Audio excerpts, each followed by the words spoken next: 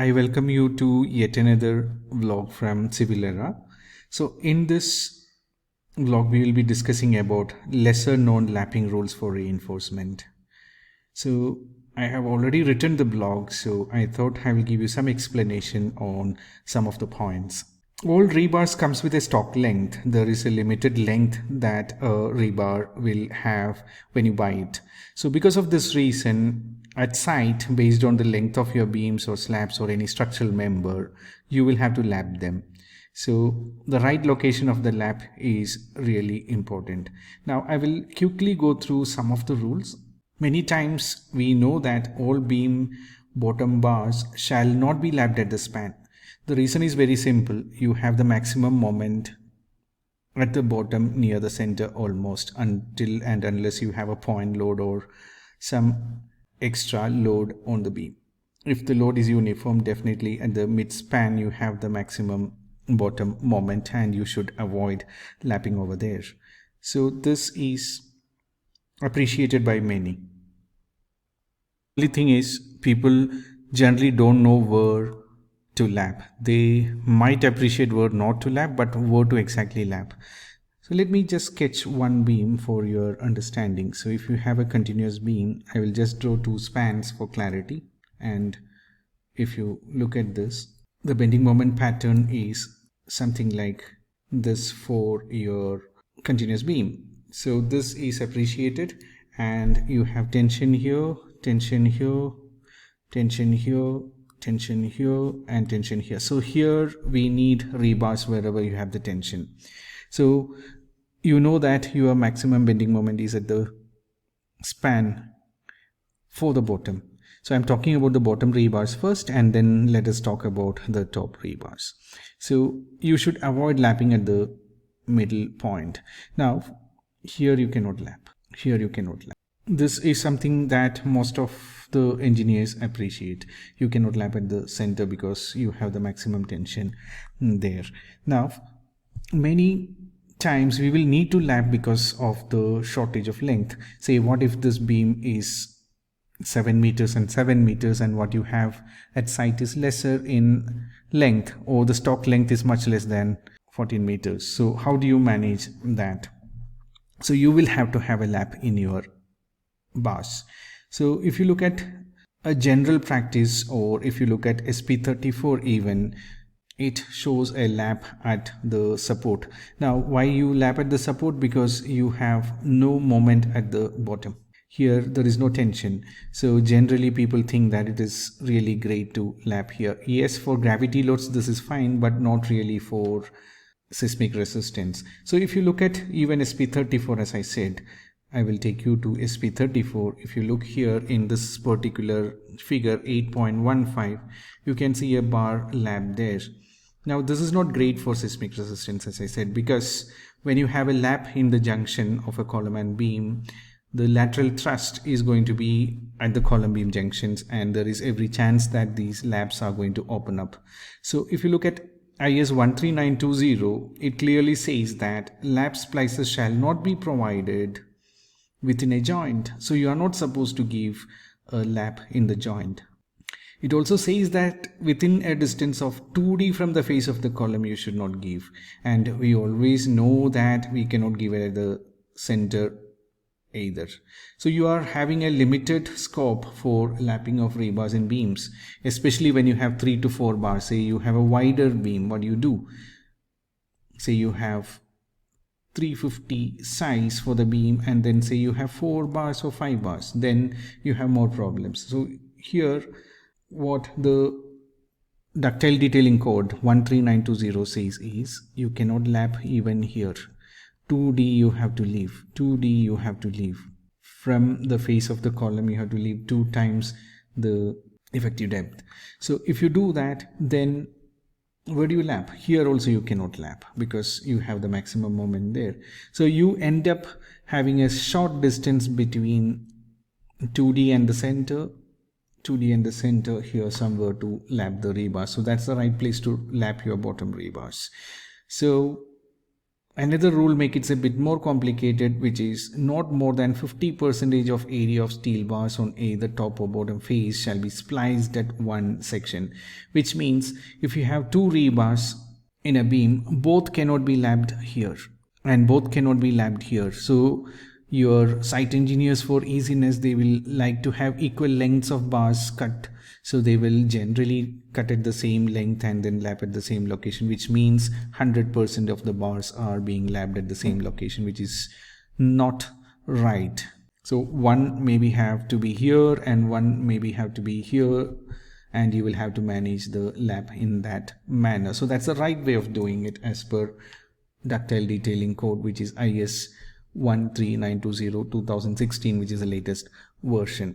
So it's very important that as a design engineer or even as a site engineer, you appreciate this. Many times structural engineers only gives a design intent drawing, which might not show the lap location. You will show your anchorage length, you will show your lap length, you will mention 50 times diameter or 55 times diameter, whatever, based on your concrete grade and steel grade. You will provide the lap length.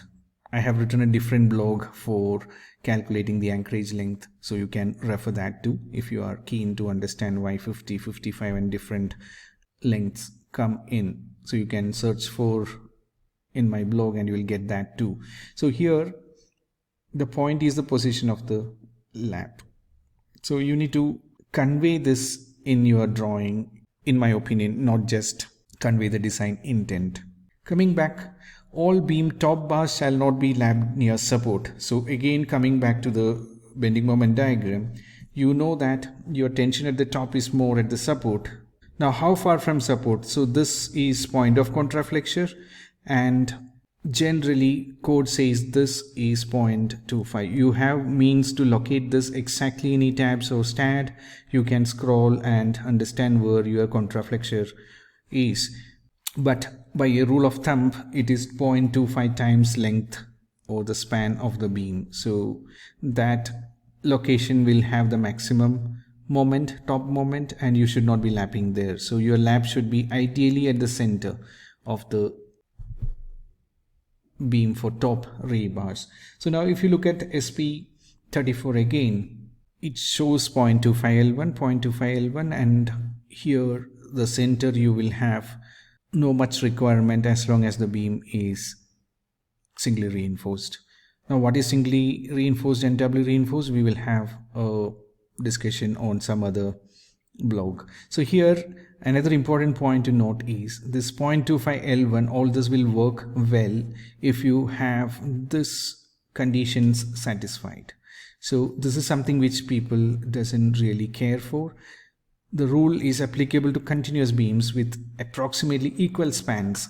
So if one span is 6 and the other span is 4, maybe this is not going to work, because more than 15% should not be there, and it should be subjected to predominantly UDL and designed without compression steel, which means it has to be a singly reinforced beam for these rules to kick in.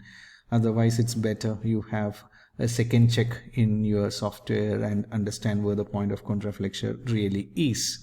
So these are things which people take it lightly and ignore many times. Now there are a few more rules which are slightly compromised many times, and these are listed down here. So you have to refer clause number 26251 of IS 456, and it says lap splices shall not be used if the diameter of the bar is more than 36 millimeter.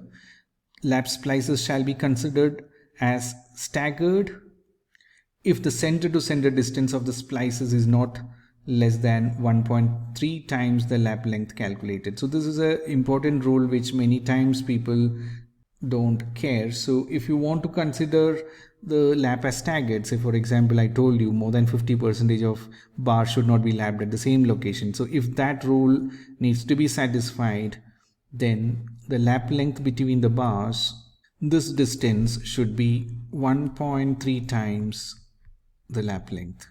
So if that is not followed, then you cannot say that this lap is staggered and is away from each other. So that's very important to understand. Then comes For direct tension, lap shall be 2 times development length or 30 times diameter, whichever is greater. So it is not enough if your bar is under direct tension, then it should be 2 times LD. Say something like a suspender, there is a direct tension in your bar, then 2 times development length is required. Now again, there are more stringent rules when this tension is occurring for a bar located at top of a section, and if the minimum cover is less than twice the diameter of the lap bar, then you need to further increase your lap length by 1.4.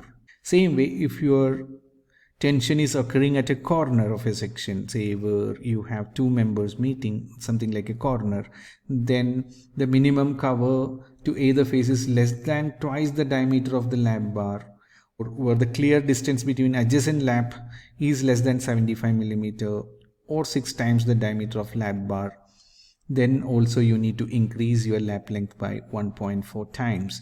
So these are conditions sometimes not carefully looked into. So these are all listed in clause 26.2.5.1 of IS 456. If you want to see that, it's right here. You can refer this particular clause. Lap splices, it gives you a complete idea on where you have to lap your bars. Now there are much more rules for detailing, which I have not explained in this particular blog, but then you can refer to all the detailing practices and manuals and codes for a better understanding. And I would like to conclude with a summary. The desired design performance can be achieved if the detailing is carried out to suit, as it is the right balance of concrete and rebar that makes a concrete structure. The right place of lapping is at most important, so that the desired performance is achieved and undesired accidents are avoided. So thank you for watching this. I hope you enjoyed this short video and the blog. Keep watching us, keep following us for more tips and tricks in design. Thank you.